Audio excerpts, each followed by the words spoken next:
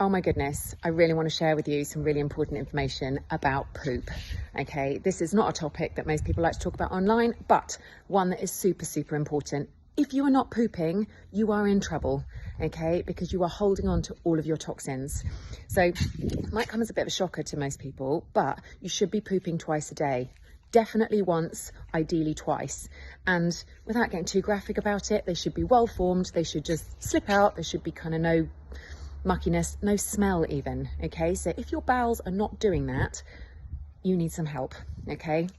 And this is one thing that is actually very easy to solve. And like, I have people come to see me who've suffered with constipation for like 30 years, and it damages your bowel long term. Not only are you holding onto your toxins, including hormones, including estrogen, which can really mess things up hormonal wise, particularly if you're perimenopausal or menopausal, but it's also linked to estrogen based cancers, which you really do not want, okay? So if you have breast cancer risk in your family, or you've got any cancer risk in your family and you are constipated, please get in touch, because you need to get those bowels working. And there is so many simple strategies that work that I can guide you through. Okay, I'm going to talk to you about Emma, who was one of the clients on my last, my January reset actually. She contacted me in advance of the course because she was just fed up of her bowels not working. You know, she was uncomfortable with it. It was making her really bloated. She was feeling like she couldn't go out for dinner because she wasn't sure what she could eat. She would be fine 1 minute with a certain food and the next minute she wouldn't. She just said it was ruining her life, ruining her relationship with food as well. She was constantly trying to diet because she felt bloated, so she felt like she'd been putting on weight. It was just a bit of a disaster zone. So she contacted me and I said, look, you can either see me one-to-one and we can do it that way and I can give you guidance that you'd work through on your own. Or I said, in reality, join my January reset. It's a 3-4 week reset where we do a prep week, like most of my resets do, a prep week where I guide you through why we are doing these things so that you understand for the other side why you're doing it and what you need to remove. And then we do 3 weeks of super clean eating, tasty recipes, whole foods that basically have lots of fiber, that will support the gut, support the microbiome. We eat lots of different colors, and I teach you about why food is important, why food is medicine, and which ones you're going to get most bang for your buck for, and how to sneak them in, particularly if you're fussy or you've got fussy family members and you don't want to be cooking like 16 different meals each evening. So anyway, she started on my program, and first couple of weeks she was still struggling, so I gave her some kind of additional advice. She just reached out to me in the program and said, look, Maz, I'm still kind of not going, I'm still only going every couple of days, what can I do? So I gave her some specific guidance on specific supplements to try, and some other techniques and tools, which are like biohacking techniques and natural health tools. Game changer.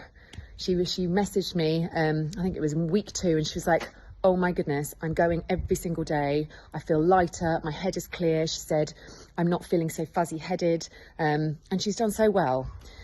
The key is always, with any of my programs and any programs you do online, they are not miracle fixes unless you follow through with the advice afterwards as well. And I always encourage people to do resets regularly for this reason.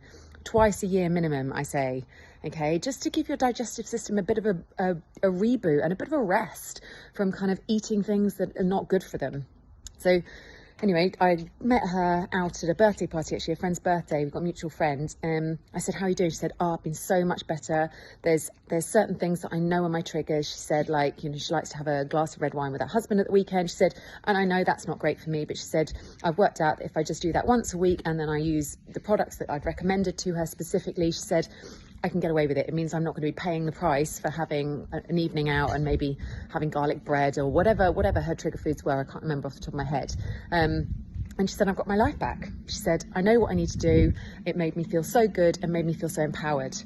And that makes me so happy, because when it comes to health advice, there is nothing worse than feeling like you can't do anything for yourself, or that you're at the mercy of a medication. I've always hated that, and that's just my personality type. I don't want to feel like I have to take something, and that's the only way I'm going to survive. There's so many things you can do for yourself that help, and don't get me wrong, I use supplements every single day, and there's certain supplements that I do rely on, but it's a choice, because I know they make me feel so much better, and I also know they're not a toxin. They're a natural health supplement, like omega-3. If everybody took omega-3, lots of people's bowels would just work better. That's a fish oil, by the way, in case people aren't taking it. Take it. It's one of my non-negotiables. Other things like probiotics, like people don't know where to start. Reach out to me, join one of my programs. I go through all of this stuff in detail, which supplements you need to take, what brands are good, which ones are a decent quality, and often the most affordable ones as well. Like there's lots of brands out there that are just absolute SH1T, but they're marketed really well. So you end up paying a premium price and they're not worth the money you pay for them.